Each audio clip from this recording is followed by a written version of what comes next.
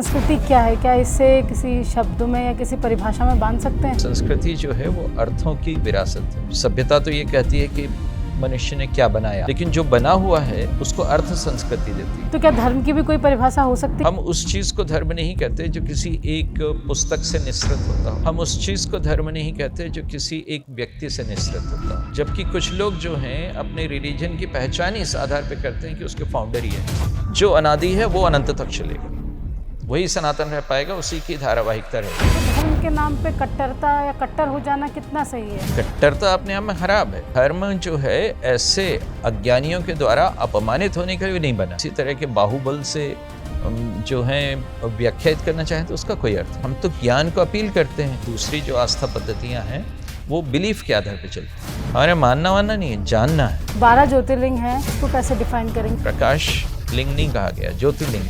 ज्योति जो है वो आपके भीतर के किसी जागरण से संबंधित है, एक अनुभव है, एक उपस्थिति है, वो प्रतीक मात्र नहीं। 12 ज्योतिर्लिंग में से प्रत्येक का अनुभव अलग। विक्रम संवत और विक्रमादित्य, इनके संबंध को आप कैसे बताएंगे? वो धर्मनिरपेक्ष संवत है, जबकि हो उल्टा गया। एक धार्मिक कार्य के लिए चलाया गया कैलेंडर था ग्रेगोरियन कैलेंडर, आज आप उसको सेकुलर कहते हैं। शिव हैं, वो कैसे एक ब्यूरोक्रेसी को अनुप्राणित करते हैं? सबसे बड़े हैं पद में, प्रतिष्ठा में। जब अमृत आता है ना, तो शिव नहीं, जब विष आता है तो बाकी सब लोग इधर उधर हो जाते हैं। शिव आगे बढ़ते हैं उस हालात को अपने कंठ पे धारण करते। तो उसको जो है वही काम करना है नीलकंठ की तरह। अपनी वाणी को जो है मधुर रखो, बन सके तो शिव जी की तरह मौन ही रहो, और उस समय सामने आओ जब कोई क्राइसिस हो और वो दायित्व उठाओ। हमें अक्सर वो बातें याद रह जाती हैं जो या तो हमारे दिमाग को क्लिक कर जाएं या फिर हमारे दिल को छू जाएं, और मुझे लगता है कि संस्कृति भी कुछ इसी तरीके से काम करती है। आज के सनातन संवाद में जो हमारे मेहमान हैं उनके बारे में एक बात तो कही जा सकती है कि इनके दिल, दिमाग और मन में संस्कृति का वास है, धर्म का निवास है। तो आज के जो हमारे मेहमान हैं वो हैं retired IAS officer Manoj Srivastava ji, जो धर्म पे लगातार काम कर रहे हैं। धर्म को लेकर इन्होंने कई पुस्तकें भी लिखी हैं। तो आइए उनके साथ शुरू करते हैं सनातन संवाद। सर, जैसा आप संस्कृति विभाग के प्रमुख के रूप में भी कार्य कर चुके हैं, तो सबसे पहला सवाल मेरा आपसे यही है कि संस्कृति क्या है? क्या इससे किसी शब्दों में या किसी परिभाषा में बांध सकते हैं? हाँ, मैं संस्कृति विभाग में रहा, मैं सचिव भी रहा, प्रमुख सचिव भी रहा, अपर मुख्य सचिव भी रहा। संस्कृति को जिस तरह से मैं देखता था तो उसमें एक तो ये था कि जो है किसी राष्ट्र की आत्मकथा होती है ना, और दूसरे किसी राष्ट्र की आत्मा की कथा भी होती है। तो संस्कृति जो है किसी भी राष्ट्र की आत्मा की कथा है ना। कुछ लोगों को जो है संस्कृति जो है कुछ हैबिट्स का, कुछ आदतों का संग्रह लगती है, लेकिन संस्कृति जो है वो अर्थों की विरासत है। यानी सभ्यता तो ये कहती है कि मनुष्य ने क्या बनाया, है ना, लेकिन जो बना हुआ है उसको अर्थ संस्कृति देती है। तो यूँ होता है कि कोई भी समाज जो है वो एक अदृश्य व्याकरण से चलता है। संस्कृति वो अदृश्य व्याकरण है जिसमें अनुभव जो है परंपरा बनता है, और फिर परंपरा जो है अनुभव को दिशा देती है। तो संस्कृति उस रूप में जो है मैं देखता था। लेकिन कई लोगों ने, ऐसे लोग मिले मुझे जो कहने लगे अरे ये तो जो संस्कृति तो जो है पुरानी ऐसी बेकार की बातें हैं, और आजकल के प्रगतिशील ज़माने में, आज के आधुनिक ज़माने में जो है इन सब चीज़ों का क्या अर्थ है। तो मैंने उनको यही समझाया उस समय भी कि संस्कृति शब्द जो है जिससे बना है वो है संस्कार। बिल्कुल। और संस्कार जो है उसके हमारे यहाँ दो अर्थ हैं। तो उसका एक अर्थ तो ये है कि वो कोई जो है लीगेसी है, कोई रिक्त है, कोई विरासत है। एक दूसरा अर्थ उसका ये है कि जब हम किसी चीज़ का संस्कार करते हैं तो इसका मतलब है कि हम उसे पॉलिश करते हैं, हम उसे रिफाइन करते हैं, हम उसे परिष्कृत करते हैं। तो दोनों ही रूपों में देखें आप, संस्कृति सिर्फ जो है एक गिवन चीज़ नहीं है, गिवन कमोडिटी नहीं है कि आपको कहीं से मिल गई है। वो आपको एक दायित्व के रूप में मिली है। वो इस बात के लिए कि उसमें आपने अपनी तरफ से क्या जोड़ा है, कैसे उसको परिष्कृत किया है। तो संस्कृति जो है वो है जो कि आपकी जो है परंपरा शब्द भी वैसे देखा जाए तो लगातार एक धारावाहिकता ही का नाम है, लेकिन वो उसको जो है कहना चाहिए कि एक बहुत ही अपने समय के और आने वाले भविष्य के जितने भी जो दौर हैं उन सब के लिए निरंतर प्रासंगिक बनाए रखती है। उस रूप में मैं संस्कृति को देखता था, किसी प्रतिगामी अर्थ में नहीं, बल्कि इस अर्थ में कि आपको अपने आप को लगातार शुद्ध करते रहना पड़ता है। दौर चलते हैं इतिहास के, और उसमें जो है मनुष्य की चेतना पे बहुत सी धूल, बहुत सी कालिक जमती रहती है। तो उस रस्ट और डस्ट को साफ करके, रिफाइन करके जो रूप आता है उसको संस्कृति कहते हैं। जी, हम संस्कृति की बात कर रहे हैं। धर्म पे आपने बहुत किताबें लिखी हैं जिस पे हम आगे बात करेंगे। तो क्या धर्म की भी कोई परिभाषा हो सकती है आपके समय? हाँ, एक्चुअली उसमें भी ये है कि आप देखें तो हम लोग धर्म को अधिकतर जो है कन्फ्लैट कर देते हैं रिलीजन से, है ना, या मज़हब से, जबकि ये सारे शब्द जो हैं अपनी अपनी परंपराओं में उपजे हैं। इनके अपनी अपनी भौगोलिकी है, अपने अपनी जो है इनकी राष्ट्रीयताएं हैं इन शब्दों की, है ना। तो यूरोपियन नेशन जो था उसके लिए रिलीजन एक चीज़ थी, भारत में जो है धर्म एक चीज़ थी। तो जब यूरोपीय आए यहाँ पर तो उन्होंने अपने जो है रिलीजन के निकटस्थ जो है किसी शब्द को ढूंढने की कोशिश की, तो उन्होंने धर्म ले लिया उसको, और तभी से जो है सारी परेशानियाँ पैदा हो गई। तो वहाँ जो है हमें उस अंतर को समझना चाहिए। धर्म की परिभाषा जो हमारे यहाँ दी है वो गुणमूलक है, यानी हमारे यहाँ जो है हम उस चीज़ को धर्म नहीं कहते जो किसी एक पुस्तक से निसृत होता हो, हम उस चीज़ को धर्म नहीं कहते जो किसी एक व्यक्ति से निसृत होता हो, है ना। जबकि कुछ लोग जो हैं अपने रिलीजन की पहचान इस आधार पे करते हैं कि उसके फाउंडर ये हैं, है ना। हाँ, ये देखने में मिलता है। उसके संस्थापक ये हैं। कुछ लोग अपने मज़हब की ही जो है पहचान इस तरह से करते हैं कि उसके संस्थापक ये हैं, और जो हैं यूँ करते हैं कि ये पुस्तक है जो डिवाइन पुस्तक है, और इस पुस्तक से ही जो है हमारा धर्म प्रवाहित, हमारा मज़हब प्रवाहित होता है या हमारा रिलीजन प्रवाहित होता है। धर्म के साथ ऐसा नहीं। धर्म एक तो जो है वो हमारे यहाँ एक सनातन का नाम है। सनातन का अर्थ क्या होता है? सनातन का अर्थ प्राचीन नहीं है। आज मैं देखता हूँ कि पाकिस्तान में लोग जो हैं बड़ी कोशिश कर रहे हैं कि पाणिनि जो है वो हमारे पाकिस्तानी थे क्योंकि वो उस भूमि पर उत्पन्न हुए थे। वो आजकल कह रहे हैं कि ये इंडस वैली सिविलाइजेशन, सिंधु घाटी सभ्यता जो है ये पाकिस्तानी है क्योंकि वो उस भूमि पर हुई थी, है ना।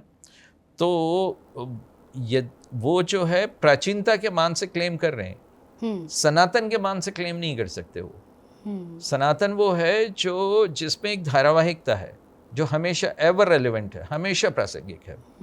तो हमेशा प्रासंगिक कौन होगा? हमेशा सनातन कौन होगा? वो होगा जो किसी काल विशेष में या किसी स्थान विशेष में किलित नहीं किया जा सकता, जिसको आप जो हैं ये नहीं कह सकते कि ये आज से 2000 साल पहले हुआ या आज से 1400 साल पहले हुआ, ऐसा नहीं कह सकते आप सनातन को, है ना। क्योंकि आप उसको किसी समय में किलित नहीं कर सकते, किसी स्थान पे भी किलित नहीं कर सकते कि भैया ये जेरूसलम में हुआ, हाँ, कि ये यहाँ पे हुआ, मक्का मदीना में हुआ, ऐसा नहीं है।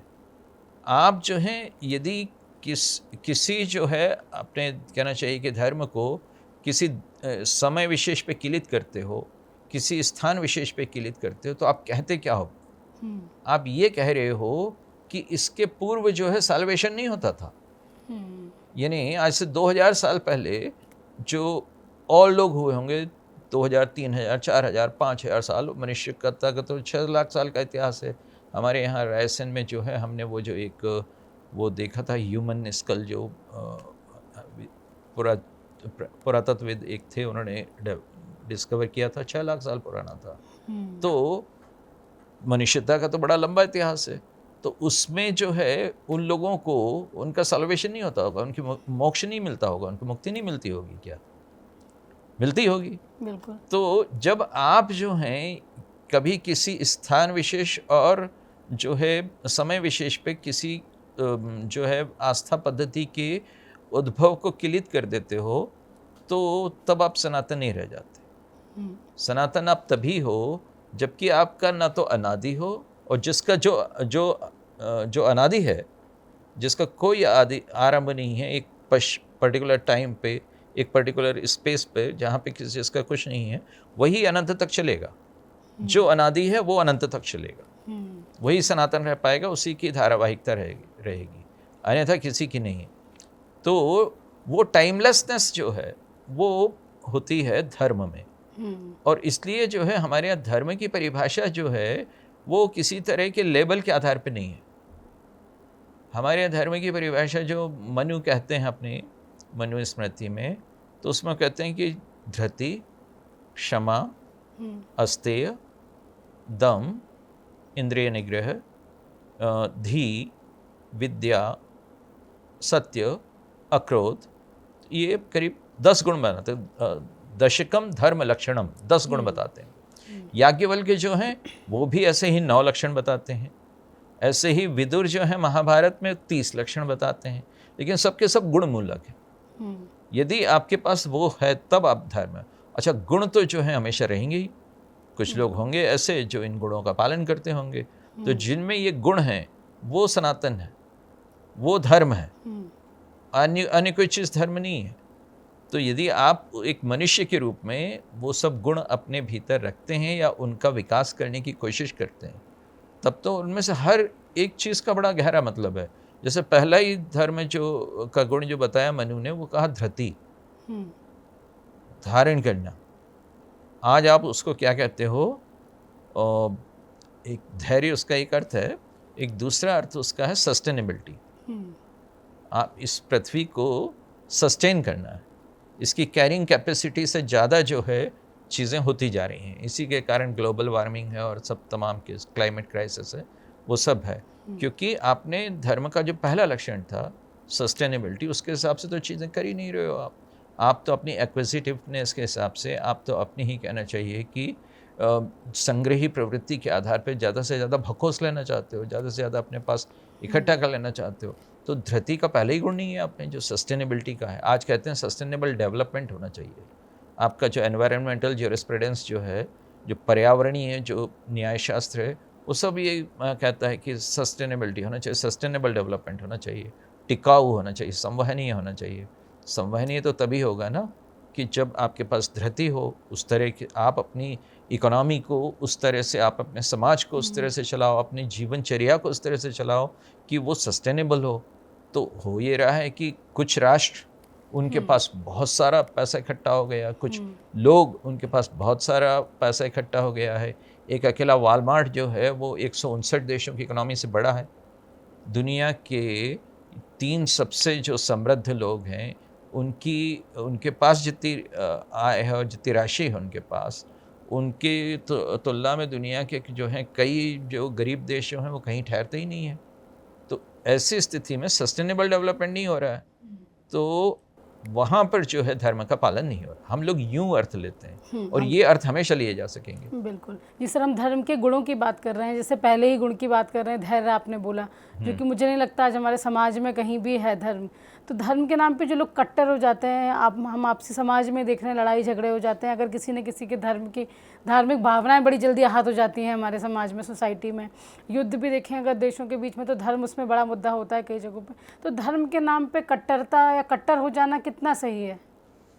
नहीं, धर्म के नाम पे कट्टर तो नहीं होना चाहिए, लेकिन धर्म कोई ऐसी चीज़ भी नहीं है कि जो हर कोई जो है उसे लात मार के चल दे और आप जो है उसको कहो कि नहीं हमें तो सहिष्णु रहना है। धर्म को लात मारने का मतलब क्या है? धर्म के अपमान का मतलब क्या है? कि आप इन गुणों का अपमान कर रहे हो जिनको एक आदर्श के रूप में हमने देखा है और जिसके आधार पे हम चाहते हैं कि मनुष्य का जीवन चलना चाहिए।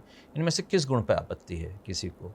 क्या किसी को धैर्य पे आपत्ति है, या सत्य पे आपत्ति है, या किसी को जो है इंद्रिय निग्रह पे आपत्ति है, या किसी को अस्तेय पर आपत्ति है? किसी को नहीं है। धर्म एक ऐसी चीज़ है जिसके जो भारत में जिस तरह से उसका अर्थ लिया जाता है, हमारे शास्त्र जिस तरह से उसका अर्थ लेते हैं, तो उस पर तो किसी की आपत्ति नहीं होनी चाहिए। तो फिर उसका अपमान करने की जरूरत क्यों पड़ती है लोगों को? तो इसलिए जो है कट्टरता अपने आप में खराब है, लेकिन दूसरी तरफ ये भी है कि धर्म जो है ऐसे अज्ञानियों के द्वारा अपमानित होने के लिए नहीं बना, तो वहाँ तो जो है प्रत्युत्तर मिलना चाहिए, लेकिन वो किसी कट्टर भाषा में नहीं हो ना, वो एक वैज्ञानिक भाषा में हो, वो एक आधुनिक भाषा में हो, उसके तेवर जो हैं वो उस तरह के हों जो कि कहना चाहिए कि 21वीं शताब्दी के मनुष्य को जो अपील करते हैं।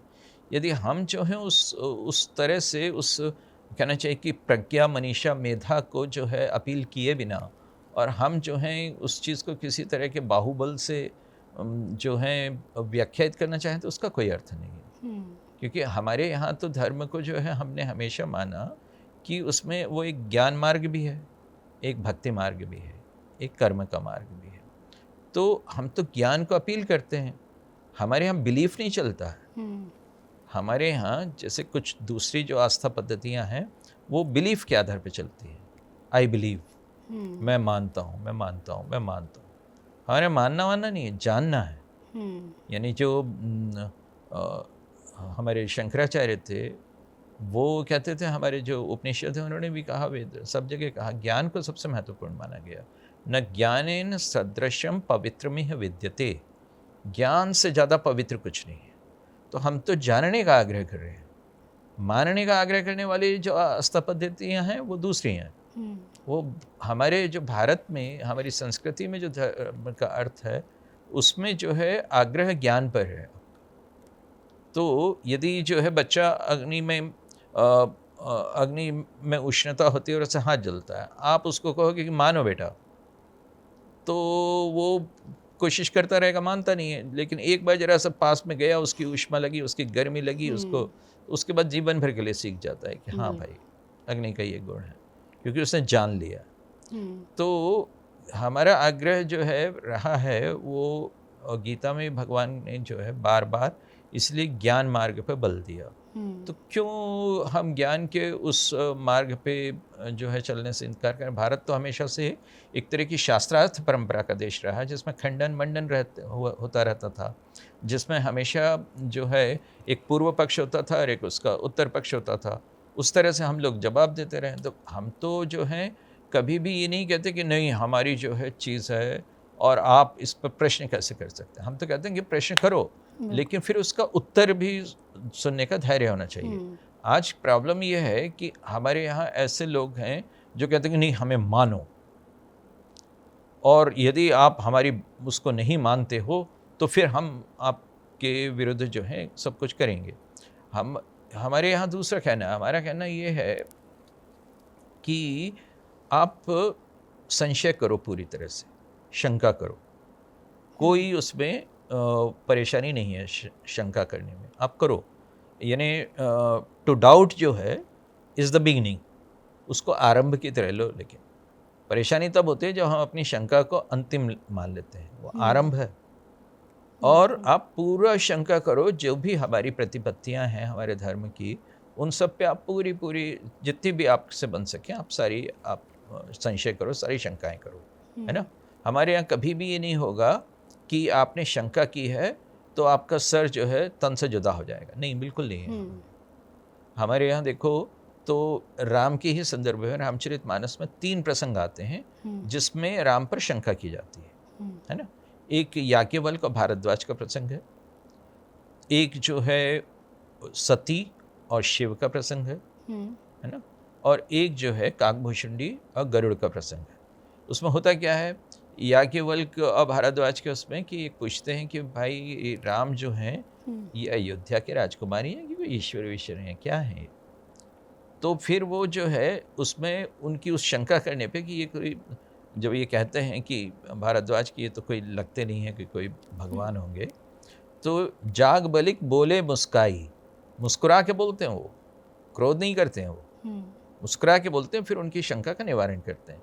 फिर ऐसे ही जो है उमा यानी सती और जो है शिव के बीच में चर्चा है। तो सती और शिव के बीच में चर्चा क्या हो रही है उसमें कि रामचंद्र जी विरही की तरह जो हैं वन में मारे मारे भटक रहे हैं, सीता जी को खोजते हुए कि कहाँ चली गई, कहाँ चली गई। तो शिव जी और सती जो हैं उसी समय मार्ग से गमन कर रहे हैं, तो वो कहती हैं, वो शिव जी देखते हैं राम को, तो जाते हैं उनके पास, उनको प्रणाम करके आ जाते हैं वापस। तो उनको लगता है कि ये मेरे पति तो देवादिदेव, मेरे पति तो महादेव, ये एक साधारण जो है स्त्री के विरह में यहाँ वहाँ पागलों की तरह भटकते हुए व्यक्ति को प्रणाम करने क्यों गए? तो वो कहते हैं कि मैं इनकी पूजा करता हूँ, मैं इनकी आराधना करता हूँ। कहते हैं आप इनकी आराधना करते हैं, तो ये क्या है, ये तो साधारण मनुष्य हैं। तो उस समय जो है ये नहीं होता शिव जी से कि शिव जी जो है उनको डांटें कि कैसे शंका करती हो तुम, मैं जिस पे भक्ति करता हूँ। शिव जी कहते हैं तो पुण्य जाई परीक्षा ले, खुद जाओ परीक्षा ले लो। तो सती जाती हैं और फिर जब जाके राम को वो सीता के वेश में जाती हैं, तो राम जो हैं वो उनको देख के कहते हैं कि अरे माता आप यहाँ क्या कर रही हैं? वो वृषकेतु कहाँ गए, यानी शिव कहाँ गए? तुरंत पहचान जाते हैं, जबकि ये वेश बदल के गई थी उनका रूप रख के। तो वहाँ पर भी शंका हुई, और शंका का निवारण करने के लिए आपको खुद ही परीक्षा लेने को कहा गया। और ऐसे ही काकभूषणी गरुड़ का प्रसंग है, तो उसमें क्या होता है कि गरुड़ जो हैं वो राम को नागपाश से मुक्त करते हैं उस युद्ध में। तो फिर उनको बड़ा अपने आप में गर्व हो जाता है, तो कहते हैं कि ये कहेगा ईश्वर, इसको तो मैंने जो है सर्पपाश से मुक्त किया, नागपाश से मुक्त किया। तो गरुड़ जो हैं वो उसमें पड़ जाते हैं, वो शंका करते हैं ब्रह्मा जी के पास। ब्रह्मा जी कहते हैं कि नहीं, इसका निवारण तो शिव करेंगे। शिव के पास जाते हैं, शिव कहते हैं कि नहीं, इसका निवारण तो जो है खग जाने, खग ही की भाषा, तो तुम चूंकि गरुड़ हो तो तुम्हारा इसका निवारण जो है काकभूषणी करेंगे, वहाँ भेज देते उसको। लेकिन वो भेजते हैं, क्रोध नहीं करते। हर जगह जहाँ जहाँ भी जाते हैं लोग मुस्कुरा के उसको स्वागत करते हैं, उसको आगे बढ़ाते हैं। तो हमारे यहाँ जो है ये नहीं कहा गया कि आप शंका नहीं करो, हमारे यहाँ ये कहा गया है कि आप शंका करो, और लेकिन वो एक आरंभ है, उसका वर्तुल पूरा करो, उसका सर्कल पूरा करो आप। तो एक समय ऐसा आएगा जब उस चक्र में चलते चलते आप शंका पर शंका करोगे। जिस दिन आप शंका पर शंका करोगे तब जाकर सच्ची श्रद्धा प्रतिफलित होगी, और तब जाके वो बात सिद्ध होगी जो गीता में कही गई ना, श्रद्धावान लभते ज्ञानम। तो हमारे यहाँ इस तरह की वो है, कट्टरता का स्थान नहीं है जी। हम जैसे अपने भोलेनाथ की बात की, सावन का महीना चल रहा है जब हम ये पॉडकास्ट कर रहे हैं, तो हम अब थोड़ा सा, क्योंकि शिव जी पे भी आपने बहुत कुछ लिखा है, बहुत कुछ पढ़ा है, तो इस पे आते हैं कि ज्योतिर्लिंग की बात करते हैं। तो ये जो 12 ज्योतिर्लिंग हैं, इसके आप इसको कैसे डिफाइन करेंगे, कैसे आप इसको बताएंगे हमारे दर्शकों को? 12 ज्योतिर्लिंग जो अलग अलग हैं, किसकी क्या खासियत है, किसकी क्या ऊर्जा है? तो इसको थोड़ा सा बताइए। तो ज्योतिर्लिंग जो है, आप देखिए, कभी आप भारत को भी देखिए, है ना, तो भारत का जो एक आध्यात्मिक मेरुदंड है ना, वो आप देखिए भारत की ज्योग्राफी से मिलाते हुए उसको, तो वो लगेगा कि वो भी एक तरह का शिवलिंग है। तो ज्योतिर्लिंग है क्या एक्चुअली? ज्योतिर्लिंग जो है, आप, एक कथा आती है हमारे यहाँ पुराणों में कि शिवलिंग था, उसको जो है उसके आरंभ और अंत का पता लगाने के लिए ब्रह्मा ऊपर की तरफ गए और विष्णु जो है नीचे की तरफ गए, है ना। एक ऊंचाई में गया, उसको नहीं पता लगा, एक जो है नीचाई में गया, उसको ही नहीं पता लगा, है ना, और फिर लौट के वो आए, है ना, क्योंकि पता ही नहीं कर पाए। तो मतलब क्या है कि शिवलिंग जो है उस चीज़ का प्रतीक है जो अनंत है, असीम है ना, जिसके कि ऐसे डायमेंशंस में उसको नहीं बांध सकते हो, जिसकी आप बात भी कर रहे थे कि ना अनादि है ना अंत है। हाँ, तो हमारे यहाँ वही कल्पना है कि आप जो हैं, शिवलिंग जो है शिव जी की मूर्ति नहीं है, यानी एक है हमारे यहाँ की शिव जी की हम मूर्ति रूप में भी पूजा करते हैं, साकार रूप में भी पूजा करते हैं, वो उनका एक सकल विग्रह भी है, लेकिन एक उनका ये निष्कल है, एक ये उनका जो है निराकार है। शिवलिंग का कोई आकार नहीं है, कोई वो नहीं है, तो यानी कोई उसका मुख नहीं है, कोई चेहरा नहीं है। तो इसलिए जो है एक हम इस रूप में भी करते हैं, यानी हमारे शिवलिंग इस बात के प्रतीक हैं कि जीवन में कुछ है जो रूपातीत है ना, जिस वो यानी सभी रूप उसके हैं, है ना, लेकिन कोई ऐसा नहीं है कि वो किसी एक रूप में जो है आबद्ध किया जा सकता हो, ऐसा नहीं है उसको, कोई उसको बांधा नहीं जा सकता है। हम लोग तो मुक्ति की और मोक्ष की बात करने वाले लोग हैं ना। हमारे यहाँ धर्म का अर्थ जो है रिलीजन से इसी रूप में भिन्न है कि हमारे यहाँ ये कहा गया है कि मुक्ति या मोक्ष जो है धर्म का लक्ष्य है, और जबकि वहाँ रिलीजन शब्द जिस लैटिन धातु से बना है ना, वो है रेलिगेयर, तो उसका मतलब ये होता है बांधना, तो वो बांधने वाली चीज़ है। हमारे यहाँ मुक्ति के अर्थ में है। तो ये जो शिवलिंग है ये इसी बात का प्रतीक है कि कोई आयाम में आप डिफाइन नहीं कर सकते हो कि भैया ईश्वर जो है इतना ऊंचा होगा और ईश्वर जो है इतना गहरा होगा, कोई आप पा ही नहीं पाओगे। तो वो पहली चीज़ ये है कि जो डायमेंशंस हमारे संसार के जितने भी हैं उनमें नहीं बनता, उससे भी आगे है। शिवलिंग उसका प्रतीक है। ज्योतिर्लिंग के रूप में क्या बात है, यानी ज्योतिर्लिंग का मतलब है कि एक प्रभा है, एक जो है ज्योति है, जो सिर्फ प्रकाश नहीं है। प्रकाश लिंग नहीं कहा गया, ज्योतिर्लिंग कहा गया, क्योंकि ज्योति जो है वो आपके भीतर के किसी जागरण से संबंधित है ना, आपके भीतर कुछ जगाती है। तो शिवलिंग जो है वो एक अनुभव है, एक उपस्थिति है, वो प्रतीक मात्र नहीं है। कई लोग कह देते हैं कि ये प्रतीक है, प्रतीक नहीं है, वो अपने आप में एक उपस्थिति है, अपने आप में जो है एक अनुभव है। और हमारे यहाँ 12 ज्योतिर्लिंग है ना, 12 ज्योतिर्लिंग में से प्रत्येक का अनुभव अलग है। अभी अपन जब आगे बात करेंगे तो उसको उदाहरणों से भी देखेंगे। जैसे कि अभी से शुरू कर दूं मैं। हाँ जी। जैसे महाकाल ले लें आप। महाकाल और ओंकारेश्वर ये दो हैं हमारे यहाँ। और एक जो है शिवलिंग, मैं मंदसौर कलेक्टर था तो पशुपतिनाथ में है, तो वो शिवलिंग है, ज्योतिर्लिंग नहीं है, लेकिन शिवलिंग है। और वो भी बहुत महत्वपूर्ण है क्योंकि वो कालिदास के समय के वो है, बहुत पुरानी प्रतिमा है वो भी। लेकिन वो उसमें क्या है कि मुख जो है अष्टमूर्तियाँ हैं वो, तो हमारे यहाँ वो रुद्र की जो अष्टमूर्तियों की चली हैं कि उग्र, भव, ईशान, महान, ऐसे करते हुए जो 8 मूर्तियाँ हैं वो उसका वहाँ पर है पशुपतिनाथ में। तो और वो दिशाओं का भी माना जाता है, अष्ट दिशाओं का भी, और ऊपर और नीचे मिला के 10 भी हो जाती हैं। तो वो दिशाओं का कि शिव जो हैं या वो ईश्वर जो हैं वो दिक् की अतिक्रांति है ना, दिशाओं की अतिक्रांति, किसी दिशा विशेष में नहीं सीमित कर सकते आप, वो है। फिर जो है हमारे महाकाल जो हैं वो काल की अतिक्रांति, वो काल को ट्रांसेंड करते हैं, एक तरह के टाइम ट्रांसेंडेंस का प्रतीक है। तो और वो उज्जैन में ही क्यों हुए, तो वो देखिए कि उज्जैन एक ऐसा स्थान है जहाँ पे सबसे पहले काल गणना शुरू हुई। कालबोध की राजधानी मानता हूँ मैं उज्जैन को, भारतीय कालबोध की राजधानी, यानी भारतीय ग्रीनविच यही था। और जो प्राइम मेरिडियन है, जो 0 लॉन्गिट्यूड मेरिडियन है, वो वहीं से है ना। तो उस हिसाब से, और ये भी देखते हुए कि किसी ज़माने में कर्क रेखा इसी से ही गुजरती थी पास से, अभी भी बहुत ज़्यादा दूर नहीं है। क्या होता है कि कर्क रेखा की जो ऑब्लिक्विटी होती है उसमें जो है हमेशा पृथ्वी की ऑब्लिक्विटी जो है उसमें उसके हिसाब से फ़र्क आता जाता है।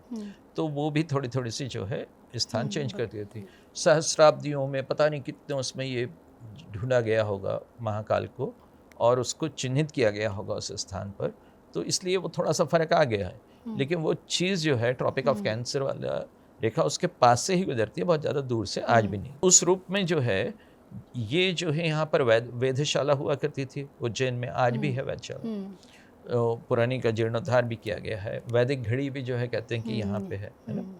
और वराह मिहिर जो हैं, जो कि विक्रमादित्य जी के 9 रत्नों में से थे, तो वो भी उज्जैन में ही थे।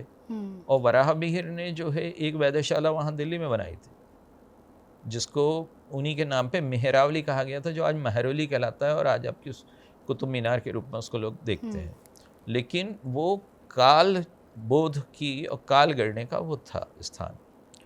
तो कितनी मधुर बात है कि जहाँ काल गणना थी वहाँ जो है महाकाल है। यानी जहाँ टाइम को आपने मेजर करने का किया तो वहाँ ये भी याद रखा कि जो है टाइम के ट्रांसेंडेंसेस के भी जो हैं आयाम हैं जीवन में। हमेशा आप जो हैं समय में ही बंधे नहीं रह जाते, समय को पार करके भी चेतना है एक जो बहती रहती है, उसका अनंत प्रवाह है। तो वो महाकाल हैं और इसलिए उस रूप में यदि ये दिक् का की अतिक्रांति है तो महाकाल काल की अतिक्रांति है। और फिर महाकाल की एक और बात है, महाकाल जो हैं वो हमारी परंपरा में ये माना गया कि दक्षिणाभिमुखी है। अब लोग इसको कई बार समझते नहीं है कि भाई शिवलिंग तो वो एक आकार का है, उसमें कोई मुख तो है ही नहीं, तो दक्षिण मुखी होने का क्या अर्थ है ना? ये लोग कहते रहते हैं। लेकिन जो है वो हमारी जो आगम परंपरा है वो क्या मानती है, पूरी की पूरी हमारी जो हिंदू परंपरा क्या मानती है कि दक्षिण दिशा जो है वो यम की दिशा मृत्यु से उसे है ना। दक्षिण दिशा में हम पैर करके भी नहीं सोते, दक्षिण दिशा जो है मृत्यु की दिशा है ना। तो शिव जी पर आपने देखा होगा कि भस्म आरती चलती है महाकाल में, है ना। और वो पूरे भारत के सारे ज्योतिर्लिंगों में एकमात्र जो है दक्षिणाभिमुखी वो माना जाता है।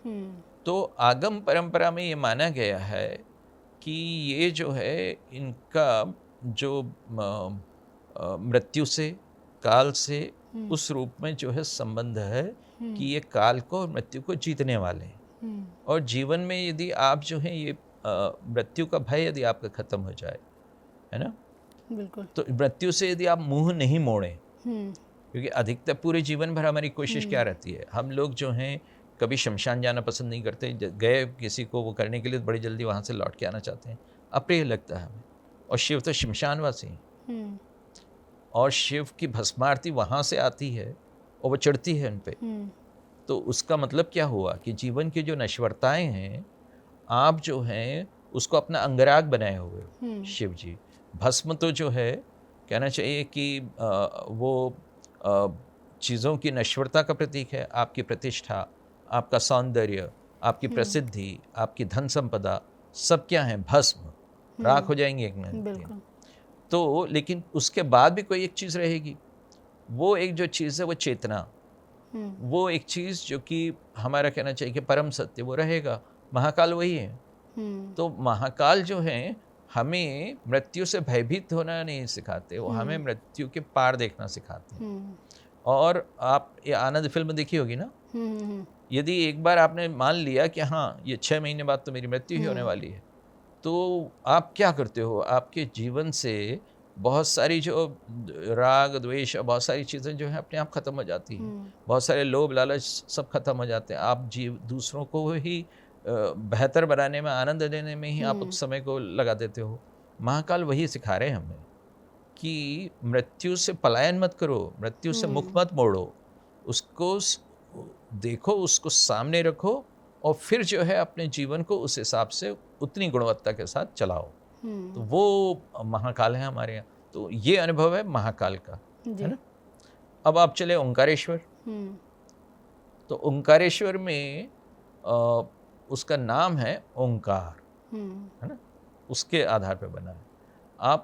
मैं ज्योग्राफी की बात कर रहा हूँ, कभी आप देखना उसको गूगल मैप से मांधाता पर्वत जो है उसको पूरा वहाँ से गूगल मैप से देखो, नर्मदा नदी वहाँ पे ओम बना रही है। अच्छा। उसका नाम ओंकारेश्वर है। और 2 ही जगह पे मैंने देखा कि नर्मदा नदी ओम बनाती है, एक मंडला में बना रही है, एक यहाँ मांधाता पे बना रही है। और वो स्थान जो है उसको हम ओंकारेश्वर कहते हैं। ओंकार क्या है? ओंकार सृष्टि की आदि ध्वनि है ना। हमारे यहाँ मानते हैं, जैसे विज्ञान कहता है कि बिग बैंग से शुरू हुआ सब कुछ, हमारे यहाँ कहते हैं कि नहीं, शुरुआत जो हुई वो आदि शब्द जो था वो था ओंकार, ओम, है ना। ओम भाषाओं के पहले की भाषा, है ना। ओम को आज जो है वाइब्रेशन थ्योरी वाले या जो स्ट्रिंग थ्योरी वाले या एम थ्योरी वाले जो लोग हैं जो विज्ञान में, वो भी मानते हैं कि स्पंद जो है जो हुआ वो उससे जो है शशि का आरंभ हुआ। तो वो स्पंद जो है वो हमारे यहाँ शिव जी की स्पंद कारिका ही लिखी गई है पूरी की पूरी। ओंकारेश्वर इस रूप में देखा जाए तो वो प्रथम स्पंद था, और स्पंद के बाद की पहली भाषा जो थी वो थी जो। तो आज भी देखो तो कई दूसरे उसमें, कहीं आमीन के रूप में, कहीं किसी के रूप में वो ओंकार जो है। अब वो उस रूप में ओंकारेश्वर प्रणवलिंग है। उस रूप में वो एक ऐसा स्थान है जहाँ पर कि एक, और ओंकार जो है वो मैंने कहा कि भाषाओं से पहले की भाषा है, इसका मतलब है कि वो एक तरह के मौन में घटित होता है। आप देखिए तो ओंकारेश्वर है किसके किनारे? नर्मदा के किनारे। नर्मदा नदी एक ऐसी नदी है जो उद्दाम वेग के साथ कहीं बहती हो, कभी बहती है, वो एक इस तरह से बहती है जैसे किसी साधना में रत हो। और ये हमारे पुराणों में कहानी भी आती है कि नर्मदा नदी जो है, फिर वो जब वो प्रसंग हुआ उनका जोहिला वाला प्रसंग और शोण वाला प्रसंग, तो उसके बाद वो सीधे तपस्या में बैठ गई। तो वो साधना करती हुई नदी, साधना में मौन होता है, उस मौन में जो है प्रणव ही गूंजता है। तो वहाँ पर वो गूंज रहा है प्रणव। तो वो जो आदि ध्वनि जो आजकल की सांसारिक भाषाओं से मुक्त होकर उस सृष्टि की लय से अपनी लय बनाने का काम जो है वो वहाँ ओंकारेश्वर में था। और ओंकारेश्वर भौगोलिक रूप से बहुत महत्वपूर्ण, यानी सारे जो हमारे जो ये शिवलिंग हैं या ज्योतिर्लिंग हैं, वो आप देखोगे तो एक तरह के जियोलॉजिकल नोट्स हैं। वहाँ पे कोई ना कोई ऐसी घटना घटित हो रही है जो जियोलॉजिकली बड़ी इम्पॉर्टेंट है। जैसे आपका उज्जैन जो है वो भी जियोलॉजिकली बहुत इम्पॉर्टेंट है, अभी मैं उस पर बताता हूँ, लेकिन पहले इसको करते हैं। ओंकारेश्वर, ओंकारेश्वर के क्या महत्व है? नर्मदा नदी बह रही है, वहाँ भरूच तक जाती है, वहाँ से खंबात की खाड़ी वगैरह में मिलती है। अब वहाँ से लेकर और जो है यहाँ तक आपके ओंकारेश्वर तक, जहाँ पर कि हमारा ये शिवलिंग स्थापित है, वहाँ तक जो शैल संरचना है, वहाँ तक जो रॉक स्ट्रक्चर है, वो पूरा का पूरा देखेंगे तो वो डेक्कन ट्रैप की बेसाल्ट रॉक है ना। उस पॉइंट पर जहाँ पर कि हमारा ये स्थित है शिवलिंग, वहाँ से जो है प्री कैम्ब्रियन रॉक्स वो शुरू होती हैं। तो यानी वो एक तरह का लिथोलॉजिकल ट्रांजिशन पॉइंट है जहाँ पर वो शिवलिंग स्थापित है, जहाँ चट्टानें तक अपनी प्रकृति बदल लेती हैं। उस बिंदु पर यानी भारतीय ऋषि कैसे रहे होंगे? उन्होंने जो प्रकृति का आध्यात्मिक अनुवाद किया, उन्होंने प्रकृति को पढ़ा, पृथ्वी को पढ़ा, और उसमें उस खास जगह पर उन्होंने वो स्थापित किया। और ये आपको हर जगह मिलेगा। हर जो हमारा जो ज्योतिर्लिंग है वो जियोलॉजिकली किसी न किसी नोट पर आधारित है और बहुत महत्वपूर्ण है। अब जैसे मैं ये इसी का बता रहा था, उज्जैन जो है आप देखें, महाकाल की हम बात कर रहे थे जो, तो उज्जैन जो है वो एक तरह की कॉस्मोलॉजिकल सिटी है, साधारण वो नहीं है। उसको यूं देखिए कि उज्जैन में ही मंगलनाथ है। अब मंगलनाथ को आप क्या कहते हो? मंगल को क्या कहते हो? मंगल का नाम हमारे यहाँ है भौम, है ना। हम उसको कहते हैं कि वो भूमि का पुत्र है ना।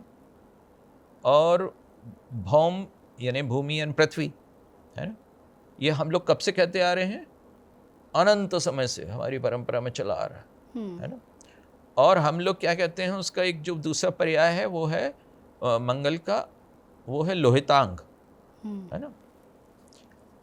अब जो आयरन आयंस जो वहाँ पर पाए गए हैं मंगल पे, उसकी सतह पर ही, जिसके कारण वो लाल दिखता है ना। तो वो तो आज के जो है ऑब्जर्वेशन में और वैज्ञानिक उसमें लोगों ने ढूंढा, जब मार्स मिशन वगैरह सब देखे, उसमें ढूंढा हमारी परंपरा कब से लोहितांग कहती आ रही है उसको, कब से अंगारक कह रही है उसको। अंगारकेश्वर की पूजा होती है हमारे यहाँ वहीं पे। तो और भौम, आप देखिए तो आधुनिक जो प्लैनेटोलॉजी है, आधुनिक जो ग्रह शास्त्र है, वो जो है पृथ्वी को और मंगल को, दोनों को टेरेस्ट्रियल प्लैनेट्स कहते हैं, उस श्रेणी में रखते हैं। तो यानी इसका मतलब है कि भौम जो हम कह रहे थे वो कितना पुराना था, और उस समय से हमारी परंपरा जिसको भौम कह रही है, आधुनिक प्लैनेटोलॉजी भी जो है उसी मंगल को टेरेस्ट्रियल प्लैनेट कह रही है। तो जो दोनों ही हाई डेंसिटी ग्रह हैं, दोनों के दोनों, तो बहुत सी समानताएं हैं। तो H.G. वेल्स जब वो वार ऑफ द वर्ल्ड्स लिखी थी, तो उसमें उन्होंने ये कल्पना की कि मार्स के लोग जो हैं वो पृथ्वी पर आक्रमण करने आ रहे हैं। उन्होंने जो उनकी परंपरा, उनकी सभ्यता, उनकी संस्कृति जो है वो मार्स को पराये की तरह देखती है ना, कोई एलियंस की तरह वो आ रहे हैं। और हमारी परंपरा जो है, हमारा जो कहना चाहिए कि आध्यात्मिक जो जीवन दृष्टि रही है, उसमें हम लोग इसको जो है हमेशा से भौम के रूप में, पृथ्वी पुत्र के रूप में देखते रहे। वहाँ मंगलनाथ स्थापित हुए, तो उसका मतलब ये हुआ कि आधुनिक प्लैनेटोलॉजी जो है वो हमारे मत का समर्थन कर रही थी। तो अब मैं ये नहीं कह रहा कि हमारे ऋषि जो हैं उनके पास किसी तरह की उस तरह का वैज्ञानिक ज्ञान था, क्या था, वो सब बात की बात है। लेकिन ये चीज़ है कि ये जो दिलचस्प संयोग हैं और इनकी जो है आप अनदेखी नहीं कर सकते। वो लोग जो थे वो पृथ्वी को पढ़ने वाले लोग थे, वो लोग ऐसे थे जो आकाश को भी पढ़ रहे थे किसी ना किसी तरह से, और फिर उनसे कुछ निष्कर्ष निकाल कर उसको एक तरह का पवित्रीकरण कर रहे थे उसका, कि भाई यहाँ पर ये है, ये इस तरह की रेखा है, यहाँ से गुजर रही है, ये यहाँ पर जो है प्राइम मेरिडियन है, और ये यहाँ पर इस तरह की कॉस्मोलॉजिकल प्रेजेंस है, तो हम जो हैं यहाँ ये स्थापित करते हैं। तो उन्होंने किया क्या, उन्होंने ज्योग्राफी का और जियोलॉजी का जो है पवित्रीकरण किया। तो ये उस तरह की सेक्रेड ज्योग्राफी या सेक्रेड जियोलॉजी है जो कि हमारे ज्योतिर्लिंगों में दिखाई देती है। इसलिए हर एक का अनुभव आप जाइए बिल्कुल भिन्न होगा। रामेश्वर जाएंगे आप, वहाँ पे एक अलग अनुभव मिलेगा आपको। रामेश्वर में सोमनाथ जाएंगे, वहाँ अलग मिलेगा। सोमनाथ का क्या है केस, सोमनाथ जो है वो कहते हैं कि सोमनाथ का शिवलिंग ऐसे स्थापित हुआ कि चंद्र जो थे वो दंडित किए गए, तो उन्होंने तपस्या की। तो उनकी तपस्या के स्थान जो है वो प्रभास और सोमनाथ का क्षेत्र कहलाता है। अब वो जो हैं दुर्बल हो रहे थे, तो उनको आश्रय जो है और किसी ने नहीं दिया, शिव जी ने दिया, और क्षीण चंद्रमा को जो है अपने मस्तक पर धारण किया। द्वितीय का चंद्रमा है वो, पूर्ण चंद्र को धारण नहीं किया उन्होंने, क्षीण चंद्र को, द्वितीय के चंद्रमा को उन्होंने स्थान दिया। शक्तिशाली को, पूर्ण को, संपन्न को, वैभव युक्त को तो सबको ही आश्रय दे देते हैं, बल्कि उनसे आश्रय ले लेते हैं। लेकिन शिव हैं जो कि क्षीण चंद्रमा को जो है आश्रय देते हैं, तो वो है वहाँ पर। लेकिन क्या है, वो प्रतीक किस बात का है सोमनाथ? सोमनाथ इस बात का प्रतीक है कि आपका क्षय जो है आपकी अंतिम वास्तविकता नहीं है। आप जो हैं, आपके जीवन, यदि आप किसी कारण क्षयग्रस्त हो गए हो तो समाप्त नहीं हो गया है, उसके बाद आप बढ़ोगे, बिल्कुल, आप अपना एक तरह का पुनर्नवीनीकरण जो है करते रहोगे। तो आप देखो कि किस तरह से चीज़ों का जो प्रतीक थे वो इतिहास की भाषा में बदल गए। सोमनाथ जो है उसका भी बार बार क्षय हुआ है, बार बार उस पर आक्रमण हुए हैं, बार बार वो टूटा है, और बार बार उसका पुनर्निर्माण हुआ। तो सोमनाथ जो है वो भारतीय आस्था के आत्मविश्वास का भी उतना ही प्रतीक है ना। तो वहाँ पे वो दूसरे किस्म का अनुभव होगा आपको। और वहाँ जो है सोमनाथ देखें तो समुद्र के ठीक किनारे खड़ा हुआ है, तो समुद्र के किनारे जो है वो एक लाइट हाउस की तरह ज्योतिर्लिंग है ना। तो उस जमाने का लाइट हाउस था। तो आप देखिए कि उस क्षेत्र से हमारा कितना व्यापार और कितना सब वो वहाँ से चलता रहा पूरा का पूरा, और जीवन को गति देता रहा। वहाँ उस तरह का अनुभव मिलेगा। रामेश्वर जाएंगे आप, वहाँ एक अलग अनुभव है। रामेश्वर में रामेश्वर को मैं कहता हूँ कि वो भारत में जो है भारत का सेतु स्थान है ना। सिर्फ इसलिए नहीं कि वहाँ से राम सेतु जो है वो बनाया गया और लंका तक गया, भारत और लंका को जोड़ने वाला वो एक कहानी जो हमारे यहाँ चलती है राम सेतु की, वो तो है ही। लेकिन आप देखिए तो रामेश्वर वो जगह है जहाँ शिव जी ने अपने नाम का भी त्याग कर दिया, भगवान राम के नाम पे और राम के नाम पर है वो रामेश्वर शिव, है ना। और अभी मैंने बताई कि थी कि सती को जो है शिव कह रहे थे कि राम मेरे आराध्य हैं। राम से पूछो तो राम कहते हैं कि शिव मेरे आराध्य हैं। और वहाँ पर जो है वो शिवलिंग की स्थापना करते हैं, उसको रामेश्वर कहा गया। तो यहाँ पर जो है राम उनकी भी विनय है और शिव की भी विनय है कि उन्होंने अपने नाम का भी परित्याग किया। और फिर ये देखा जाए तो वैष्णव परंपरा और शैव परंपरा का भी जो है मिलन का स्थल है ना। राम भक्त जो हैं वो रामेश्वर और जो है शिव भक्त वो शिवलिंग। तो उन परंपराओं का सेतु भी जो है यहाँ पर है ना। भक्ति का और कर्म का सेतु भी ये है कि राम तो भक्ति कर रहे हैं लेकिन उसके आगे जो बना रहे हैं वो तो वो पूरा का पूरा पुल जो है वो परम पुरुषार्थ का प्रतीक है। वो राम जो हैं लंका तक पहुंचते हैं, बीच में समुद्र है, तो राम जो है उस समुद्र को किसी चमत्कार से नहीं पार पाते। जैसे कि कहना चाहिए कि हमें कुछ एक दूसरी आस्था पद्धति में मिलता है कि वहाँ पर वो बताते हैं कि मोसेस जो हैं जब वो एक्सोडस हो रहा था, जब पलायन हो रहा था इजराइलियों का, क्योंकि इजिप्शियन सेना आक्रमण कर रही थी, तो मोसेस उनको साथ साथ ले गए। तो रास्ते में देखा समुद्र बड़ा है, तो मोसेस ने जो है अपनी जो है छड़ी घुमाई, समुद्र दो भागों में फट गया और पूरी पूरी जो है इजरायली को लेकर वो जो है पार हो गए। और फिर वहाँ उस तट पे पहुँच के उन्होंने जो है छड़ी अपनी फिर घुमाई, तो वो समुद्र जो है बंद हो गया और जो ये इजिप्शियन आर्मी आ रही थी उसमें डूब के मर गई क्योंकि बंद कर दिया।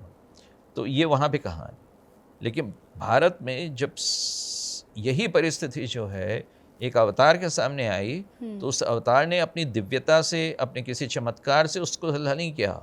वो मानव के रूप में उतरा था तो उसने मानव के रूप में ही जो है अपना पुरुषार्थ दिखाया और बाकायदा एक पुल बनाया और पुल बना के उसको पार किया। तो वो भक्ति और कर्म का भी है और दिव्यता और पुरुषार्थ का है ना, उनका भी सेतु है। तो उस रूप में जो है जब आप रामेश्वर को देखोगे तो आपको एक अलग अनुभव होगा। तो हमारे सारे ज्योतिर्लिंग जो हैं इस रूप में आपको अलग अलग अनुभव देने वाले। हाँ, ज्योतिर्लिंगों पे हम अलग से भी बात करेंगे कि ज्योतिर्लिंग की भव्यता पर। वापस हम उज्जैन पे लौटते हैं। उज्जैन की जब भी बात होती है तो विक्रमादित्य की बात होती है, विक्रम संवत की हम बात करते हैं जिससे हम समय की गणना करते हैं। हाँ। तो विक्रम संवत और विक्रमादित्य, इनके संबंध को आप कैसे बताएंगे? हाँ, विक्रम संवत एक्चुअली देखो तो मैं मानता हूँ कि वो धर्मनिरपेक्ष संवत है ना, जबकि हो उल्टा गया है। आज की तारीख में आप ग्रेगोरियन कैलेंडर को जो है धर्मनिरपेक्ष मानते हो, सेक्युलर, और उसी आधार पर जो है हमारा भारत चल रहा है उसे। लेकिन विक्रम संवत प्रवर्तित कब हुआ था? राजा विक्रमादित्य के द्वारा। क्यों प्रवर्तित किया गया था? क्योंकि उन्होंने विदेशी आक्रमणकारियों को, हूणों को, शकों को परास्त किया था।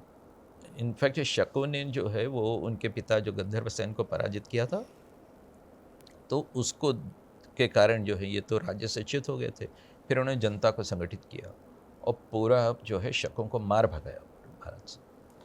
तो वो क्या था, एक एडमिनिस्ट्रेटर के द्वारा एक एडमिनिस्ट्रेटिव अचीवमेंट के लिए प्रवर्तित हुआ संवत था, है ना, एक प्रशासनिक उपलब्धि के लिए एक प्रशासक के द्वारा, है ना।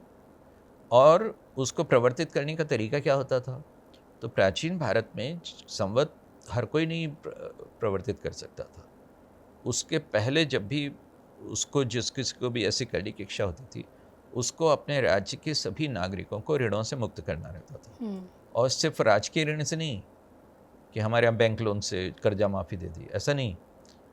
निजी व्यक्ति का भी यदि किसी के ऊपर ऋण है तो भी वो राज्य जो है उसको माफ़ करता पूरा का पूरा।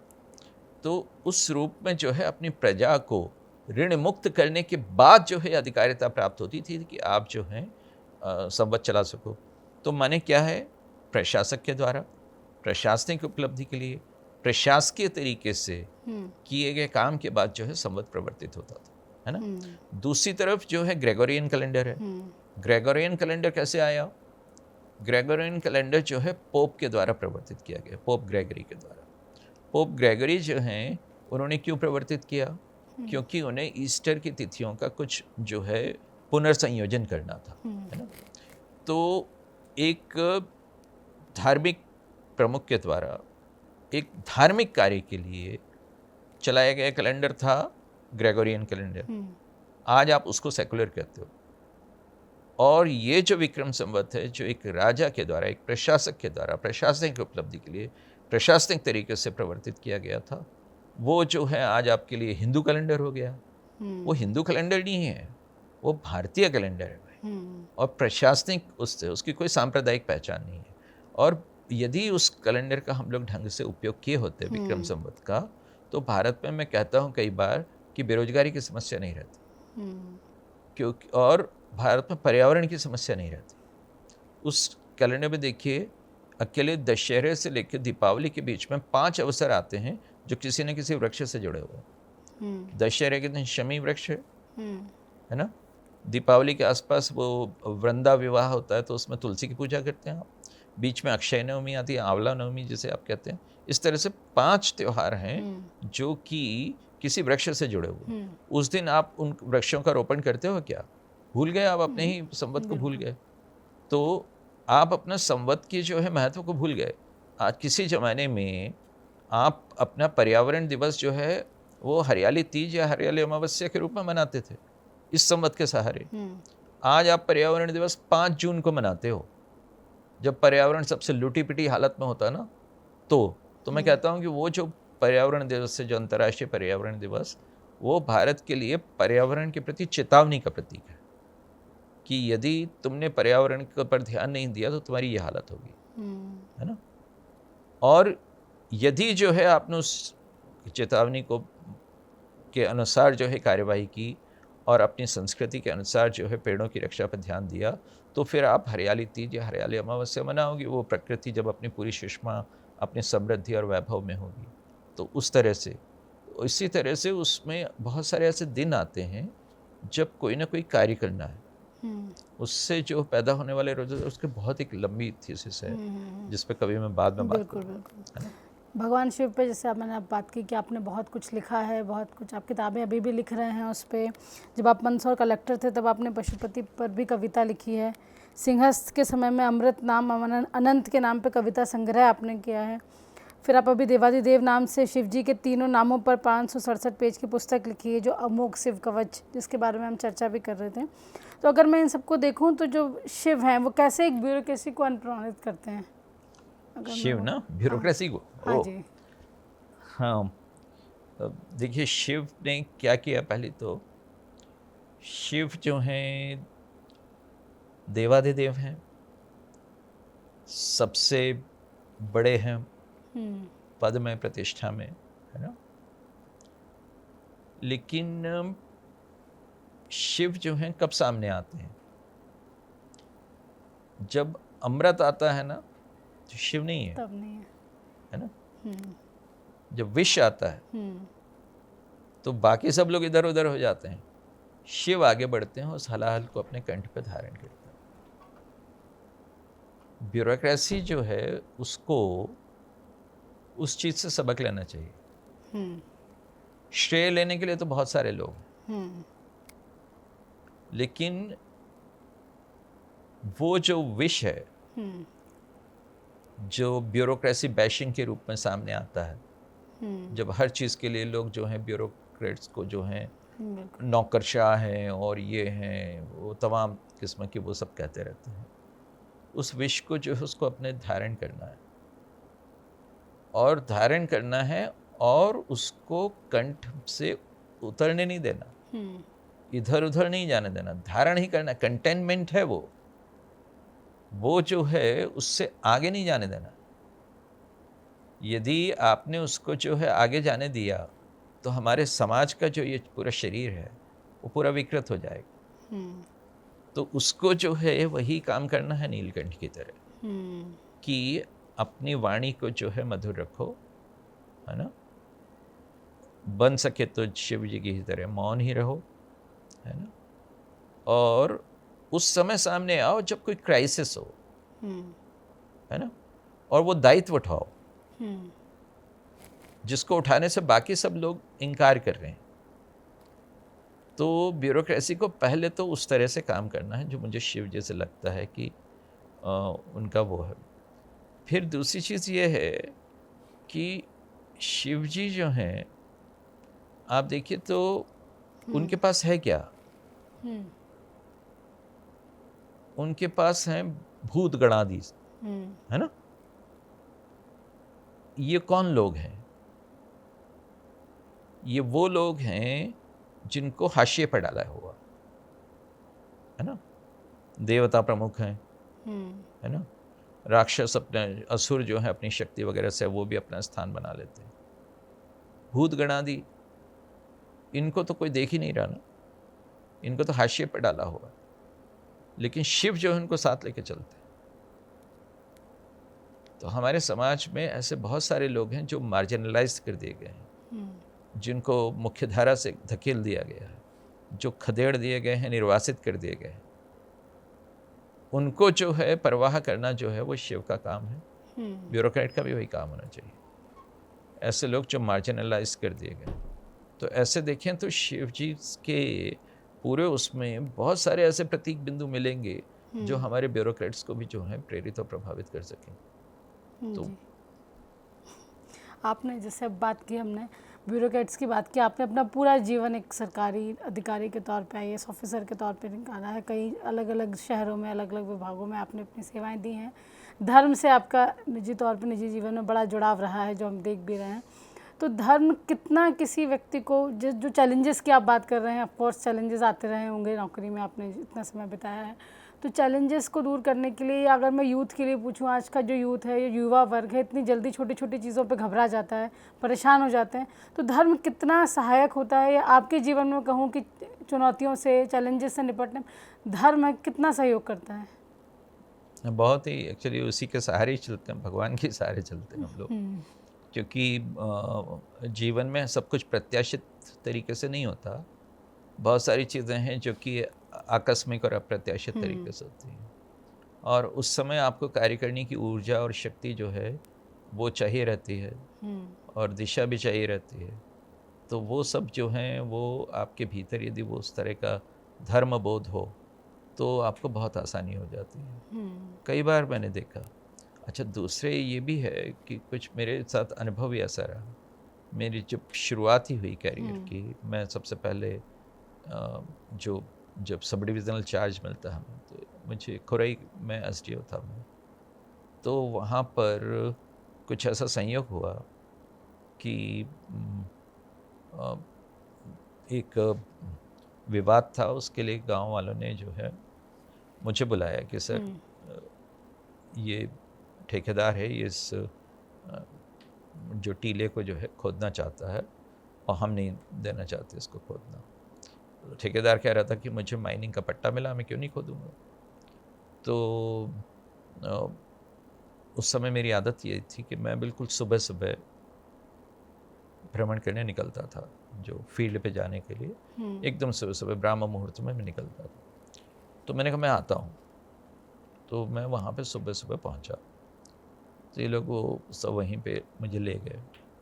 तो वहाँ बैठे बैठे मैं ऐसे ही उन लोगों से बात करते हुए, जो पहाड़ी पर वो घास सी उगी हुई थी, मैं ऐसे छील रहा था उसको ऐसे अनकॉन्शियसली। वो अचानक मेरे हाथ में जो है एक सिक्का आ गया। तो वो ऐतिहासिक सिक्का था, कोई पुरातात्विक। तो मैंने कहा ये क्या है? तो गांव वालों ने कहा साहब ऐसी बहुत सी चीज़ें यहाँ पे मिलती रहती।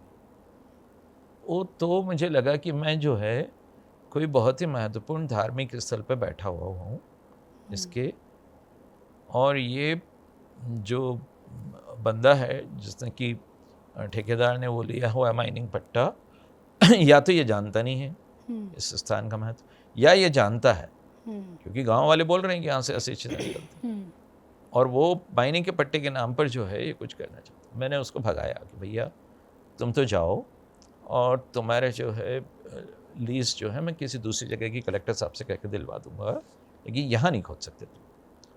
और फिर मैं वहाँ पे रुका उस गांव में, तो गांव वाले जो हैं उनसे मैंने कहा कि इसको जरा खोदो यार कुछ। गांव वाले मना कर के नहीं खोद सकते। तो गांव वाले मुझे अपने गांव ले गए। मैं 3 दिन रुका वहाँ पे उनको मनाने में, और मैंने अपना संस्कृत का जितना भी ज्ञान था वो उसमें उन लोगों पर कर दिया। गांव वाले कहें कि जाओ भाई आप यहाँ से। मैं कहता उनको कि भाई राम काज कीने बिना मोहि काम विश्राम वगैरह वगैरह। तो हुआ ये कि 3 दिन के बाद वो लोग तैयार हुए। उसके पहले जब गांव दिखाया तो उन्होंने गांव में एक उनका चौरा था, तो वहाँ पर ऐसी कई मूर्तियाँ बताई जो वहाँ पे अलग अलग स्थानों से निकली थी। 3 दिन के बाद जब वो लोग तैयार हुए, हम लोगों ने वो खोदना शुरू किया उसको, तो इतनी सारी मूर्तियाँ निकली वहाँ से। और वो गांव, उसका नाम वलोप था, और उस गांव से जो है जब इतनी सारी मूर्तियाँ निकली तो वो प्रसिद्धि हो गई उसकी। उसको हम ले गए। मैंने कलेक्टर साहब से कहा कि सर इसको जो है या तो यहीं संग्रहालय बना देते हैं। तो उन्होंने कहा यहाँ कौन देखने आएगा तुम्हारे गांव में वो लोग में संग्रहालय, तुम तो यूँ करो उसको वहाँ भेजो सागर। तो वहाँ मुख्यालय पे हम लोग अपना संग्रहालय बनेंगे। आज भी सागर का जो संग्रहालय है उसका अधिकांश हिस्सा मेरी द्वारा ढूंढी गई मूर्तियों से बना हुआ है। फिर उसके रूप में मेरी प्रसिद्धि हो गई, तो लोग जो है मुझे बुलाने लगे जगह जगह पे, साहब यहाँ भी एक माउंट बना हुआ है, यहाँ भी एक टीला है, यहाँ भी आइए, यहाँ भी आइए। खूब मूर्तियाँ ढूंढी मैंने। और फिर बाद में एडिशनल कलेक्टर सागर हुआ तो और देवरी वगैरह दूसरे क्षेत्रों में ढूंढी। तब से जो है मेरी जो है इसमें रुचि जागी। तो फिर मैंने धीरे धीरे पढ़ने लगा और सारी चीज़ों का अध्ययन करने लगा। तो वो आई। तो जीवन में कई बार ऐसा देखा मैंने मौके हुए जब ऐसी चीज़ें हुई जिसकी मैंने कोई पूर्व तैयारी नहीं की, लेकिन वो आकस्मिक रूप से हुई, और वो उसके पीछे कोई ना कोई जो है महत्तर और बृहत्तर शक्ति होगी जिसने कि वो काम कराया। मैं आपके हाथ देख रही थी, कई रत्न भी आपने पहने हुए हैं। तो एस्ट्रोलॉजी पे भी बिलीव करते हैं? नहीं, मेरी पत्नी ने पहना। जी। सोशल मीडिया पे मैं जब आपके बारे में पढ़ रही थी तो वहाँ पे मैंने आपका एक पोस्ट देखा है जो आपने कुछ दिन पहले ही किया है, जिसमें आप बड़ा खूबसूरत सी लाइन लगी थी मुझे। तो मुझे लगा मैं आपसे सवाल ज़रूर करूँगी इस पे, जिसमें आपने लिखा था कि मांग के साथ मूल्य ना रहे तो मांग का कोई मूल्य नहीं होता। तो किस तरीके के मूल्य और मांग का आप वहाँ पे क्या है कि कहना चाहते हैं? जो है लोग डिमांड तो करते रहते हैं हमारे यहाँ, अलग अलग एजिटेशन होते रहते हैं, अलग अलग आंदोलन होते रहते हैं, लोग कोई ना कोई डिमांड प्लेस करते रहते हैं, है ना। डिमांड को प्लेस करने के साथ साथ एक वैल्यू सिस्टम भी होनी चाहिए। यदि वो वैल्यू सिस्टम नहीं है, यदि वो मूल्य पद्धति नहीं है आपके साथ, है ना, और आप उस मांग को जो है कुछ रख रहे हो अपने कि यही मानते हुए कि बस हमारी मांग ही अपने आप में जो है पर्याप्त जस्टिफिकेशन है, और उसके साथ हम कुछ भी हरकतें करते रहें, लोगों को का ध्यान जो है सिर्फ हमारी मांग पर रहना चाहिए, और उसके साथ जो हम जो तमाम किस्म का जो असभ्यताएं ला रहे हैं उस पर ध्यान नहीं जाना चाहिए। तो वहाँ मेरी असहमति है। मांग जो है आपके दुख की प्रतिनिधि है, तो आपको अपने दुख की गरिमा रखनी आनी चाहिए। आपको जो भी शिकायत है, जो भी परेशानी है, लेकिन उसकी गरिमा रखनी आनी चाहिए। वो गरिमा अपने आप में एक मूल्य है, और यदि आप उसका ध्यान नहीं रहोगे ना, तो फिर आपकी मांग की जो है कोई वैल्यू ही नहीं, कोई कीमत ही नहीं है उसकी। बिल्कुल। तो वो इसलिए मैंने लिखा था। जी सर, आपके साथ चर्चा मुझे लगता है कि 1 घंटा या कुछ समय बहुत कम है, तो हम इसे आगे और कंटिन्यू करेंगे। आप और कई सारे एपिसोड, और आपने बजरंगबली पे भी मैंने पढ़ा, किताबें लिखी हैं, माँ दुर्गा पे भी लिखी हैं, तो इस पर भी हम आगे चर्चा करेंगे। तो आज के लिए आप समय देने के लिए बहुत धन्यवाद आपका। जी, प्रणाम। जी।